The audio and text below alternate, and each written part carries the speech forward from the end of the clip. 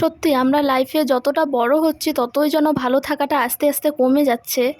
ছোটোবেলায় ভাবতাম আমি কবে বড় হব, নিজের ডিসিশন নিজে নেব, নিজের যেখানে ইচ্ছে ঘুরতে যাব।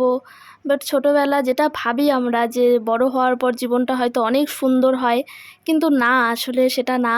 কারণ বড় হওয়ার পরই আমরা মানুষ চিনতে শিখি, আমাদের আপনজনদের আসল রূপটা চিনতে শিখি। ছোটোবেলায় তো সেটা বুঝতে পারি না, যতদিন এটা আমরা বুঝতে পারি না ততদিনই জীবনটা সুন্দর থাকে।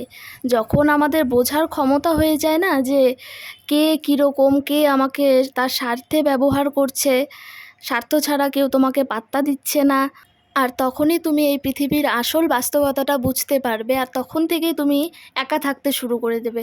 তখন তোমার নিজেকেই শুধু ভালো লাগবে, মানে একা থাকি, যেখানে যাব একা চলে যাব। দেখবে ছোটোবেলায় কোথাও একা যেতে ইচ্ছা করে না, যেখানে যাব কোনো ফ্রেন্ডকে সাথে দরকার হয় বা বাড়ির লোককে দরকার হয়। বাট যখন তুমি মানে বড় হয়ে যাবে, তখন দেখবে তোমার সব জায়গায় একা যেতেই ভালো লাগবে। আর এটা তুমি যত তাড়াতাড়ি বুঝতে পারবে লাইফে, ততই তোমার জন্য ভালো।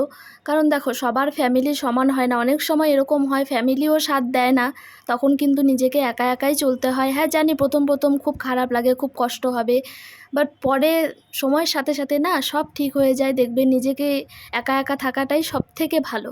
নিজেকে সব সময় সব থেকে বেশি প্রায়োরিটি দেবে, কারোর থেকে কখনো কোনো এক্সপেকটেশন রাখবে না, তাহলেই তুমি নিজে ভালো থাকতে পারবে।